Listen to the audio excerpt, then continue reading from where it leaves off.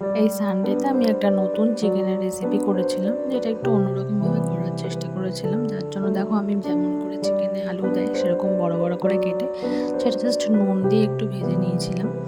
তো দেন মাংসটার মধ্যে আমি ম্যারিনেট করব। মাংসটার মধ্যে আমি নুন, হলুদ, একটু ভিনিগার দিয়ে কিছুক্ষণ আধা ঘন্টা মতো ম্যারিনেট করে রেখেছিলাম।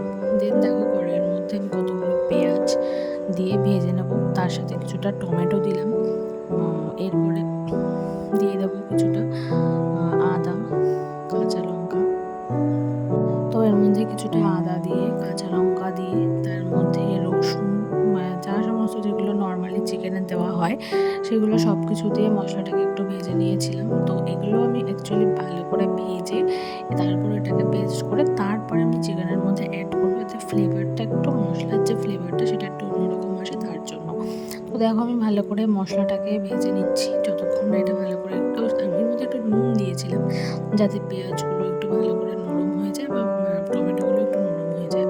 তো এইরকমভাবে যে রেসিপিটা হয় সেটা আমি একটু ট্রাই করলাম যাতে ফ্লেভারটা অন্যরকম আসে, টেস্টটাও একটু চেঞ্জ হয় সেই জন্য। তো দেখো এটা আমার ভালো করে ভাজা হয়ে গেছে। তো এটা আমি এবার একটু ঠান্ডা করবো, ঠান্ডা করে মিক্সিতে দিয়ে এটাকে পেস্ট করে নেবো।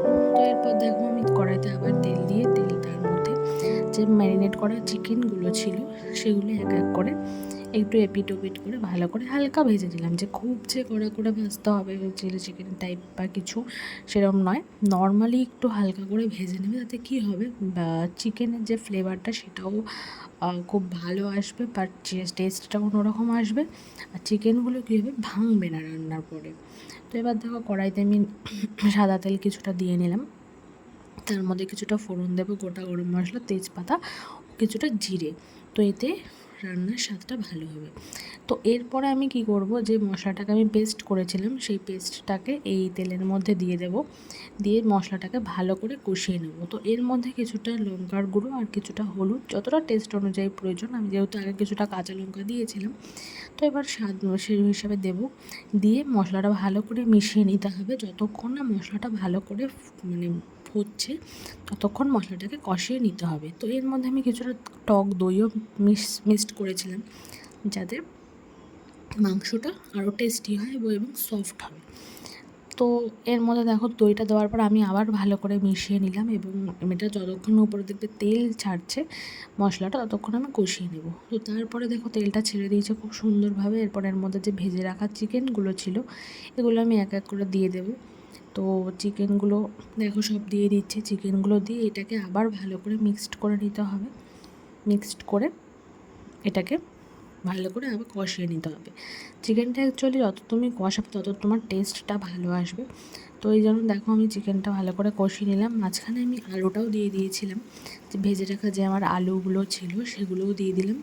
তো এটা যতক্ষণ অবধি ভালো করে তোমার তেল না ছাড়ছে, দেখবে ভালো মাংস কষানো হলে একটা তেল হালকা করে ছাড়ে, ততক্ষণ কষিয়ে নেবে। তো এরপর কিছুটা জল গরম করে পরিমাণ মতো, যতটা তুমি গ্রেভি রাখতে চাও সেই অনুযায়ী জলটা দেবে। তো জলটা দেওয়ার পর এটা আরও কিছুক্ষণ ফুটতে দিতে হবে। না ফুটলে মাংস যেমন টেস্ট হয় না সেরকমই। তাও খুব বেশিক্ষণ এটা ফোটানোর প্রয়োজন হবে না, কারণ এটা যেহেতু আগে থেকে আমি ফ্রাই করে নিয়েছিলাম চিকেনগুলোকে। তো দেখো আমার মাংসটা ভালো করে ফুটে গেছে। তো আমি মোটামুটি একটু গ্রেভি রাখবো, খুব কমও নয় খুব বেশিও নয়। তো ভালো করে দেখো ফুটে গেছে, এবার আমার মনে হচ্ছে এটা হয়ে গেছে। দেখো মাংসগুলো একটাও ভাঙেনি বা কিচ্ছু হয়নি। তো লাস্টে এর মধ্যে আমি কিছুটা গরম মশলা অ্যাড করবো নামানোর আগে, আর কিছুটা ঘি অ্যাড করব, যেটাতে এটা টেস্টটা আরও এনহান্স করবে। তো এই রেসিপিটা তোমরা করতে পারো। তো এটা যে কোনো বিরিয়ানি বলো